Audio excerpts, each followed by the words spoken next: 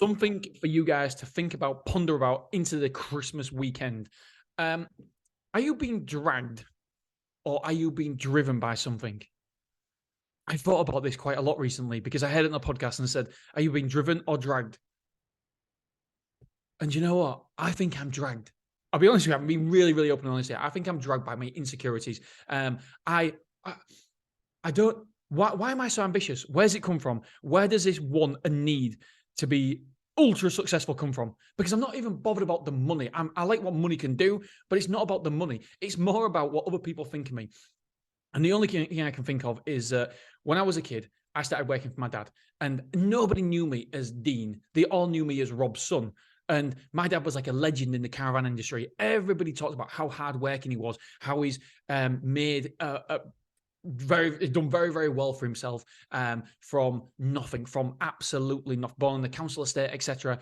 And then obviously done really, really well, exited for 7 figures, his business. And so, but then I think that's had an impact on me, a positive impact, because I wanted to prove everybody that I'm my own man. I couldn't stand working for my dad because all I was known as, no, Dean, no, Rob's son. It's Rob's son, Rob's son. Like, fuck no, my name's Dean.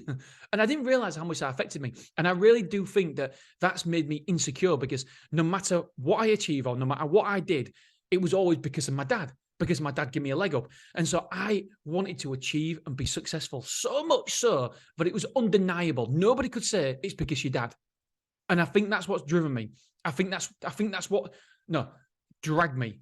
I think that's what's made me motivated, made me want to get up in the morning, made me want to better myself. And then I start thinking, okay, if my dad's done that, obviously subconsciously because of a situation, how do I do that to my kids?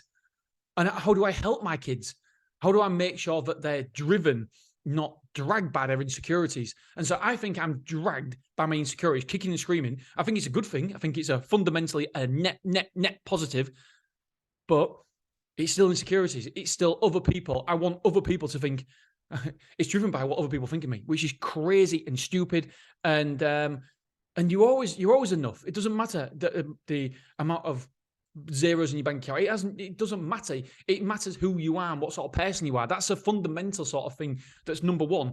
But I think that I've been driven by my insecurity. So I've got to make sure that my kids know that it's enough just to be a good person, just to be a net positive for society, net positive for other people.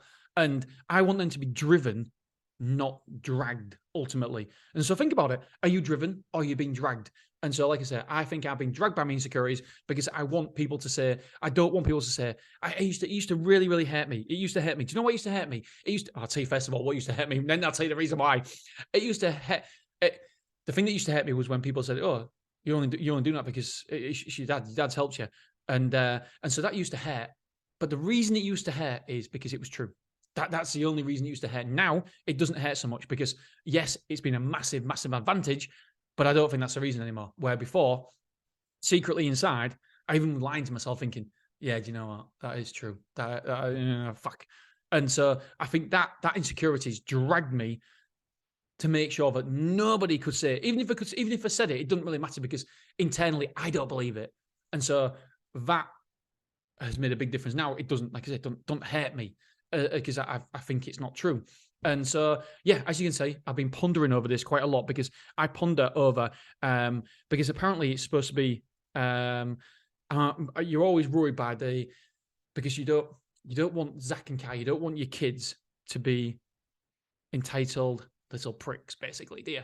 And somewhere along the line, you grow wealth, then the next person has what, the next person down the family tree has wealth, and then the next one sometimes blows it, or the next one after that blows it because they're entitled. They don't have to scrap, they don't have to scrape, they don't have to rummage, they don't have to, they don't know anything other than they're not resourceful, they're not resilient.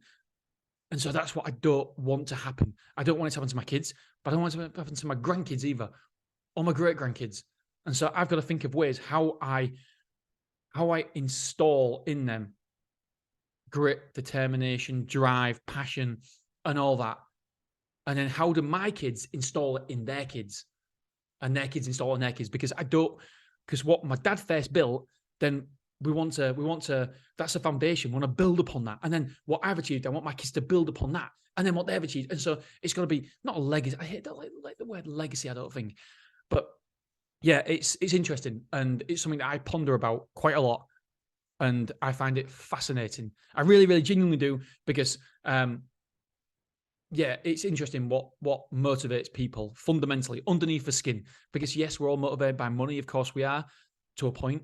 But then what motivates you past that point, pushing past it? Okay, have a think about it, my friends. I love you. I appreciate you. And I'll see you. What day is it today? Oh, 23rd. I'll see you Boxing Day. See you soon. Love you. Bye-bye.